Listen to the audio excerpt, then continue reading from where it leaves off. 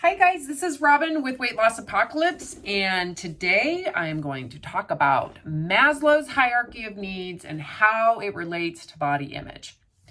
All of this information is in Thin Supremacy. This is the first book in the Thin Supremacy series. If you haven't read it yet, you can upload it. There's a link below. It should be published in print this week or next. Cross your fingers. So, Maslow's hierarchy of needs. Here's a picture. This is the picture that I put together that is all over in all of the Thin Supremacy series. This is Maslow's pyramid describing his theory on the hierarchy of needs.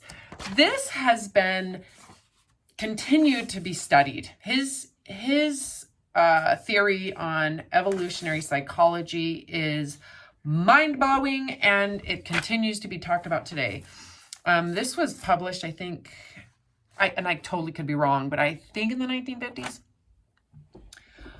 Okay, so here is my short description of what this is. I'm going to try to do it really like in 1 minute.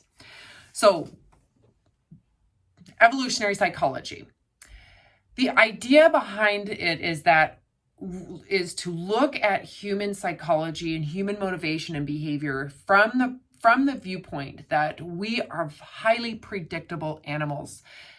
Not only did we evolve physically over tens and 20, 30, 40, 50, hundreds of thousands of years, not only did we evolve to have thumbs and to be bipedal or, have two legs and being upright compared to, other animals that are on four legs, but we have evolved psychologically, and how we're driven and what drives us and what motivates us as human beings, and we're quite simple and predictable. And Maslow broke it down into basically a priority. So when you look at this pyramid, the base is the largest priorities that we have psychologically. And he believed that as these basic needs are met, that our minds can be released to find, to focus on other needs, which would be your environmental needs. So the base of the foundation of our psychological drive is to secure our physiological needs: air, water, food, sleep, excretion, etc. As those are met, our minds are focused on tools, clothing, environmental safety, weapons, shields, our home, the safety of our home. And as this is met, we can have more energy to focus on our social needs. So this would be, the third one would be, the importance of other people in our life, the importance of inclusion, and that we feel safe from criticism and judgment. This is still discussed today, where sex comes in. I think originally Maslow had sex in the bottom, and now it's shifted up here, because you don't have to have sex to stay alive, but you have to have food to stay alive. Whereas sexual activity in terms of survival is more of a relational need. Not to say it's not important, but it's not vital to our life.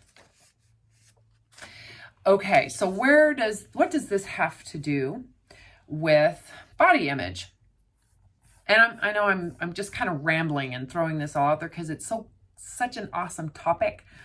Okay, so body image is it's a psychological idea based in this third hierarchy of need. Again, this one, not as important as these two, right?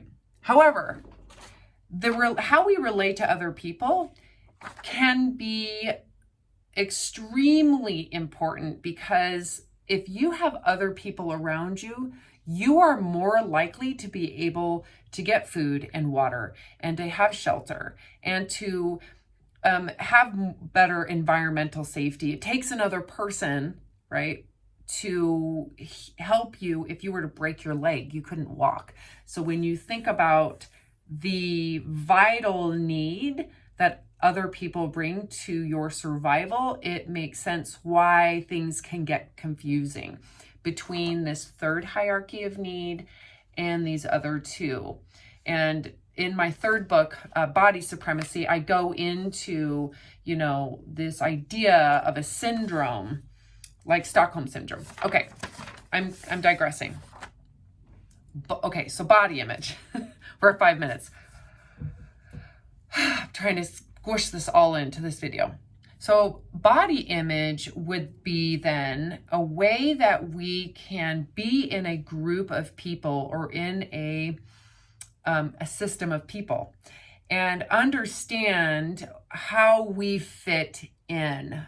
So it was theorized that if you don't have an internal understanding of your value, of what you bring to the table, that our minds naturally gravitate to how we can then fit in by blending in to the culture we live in.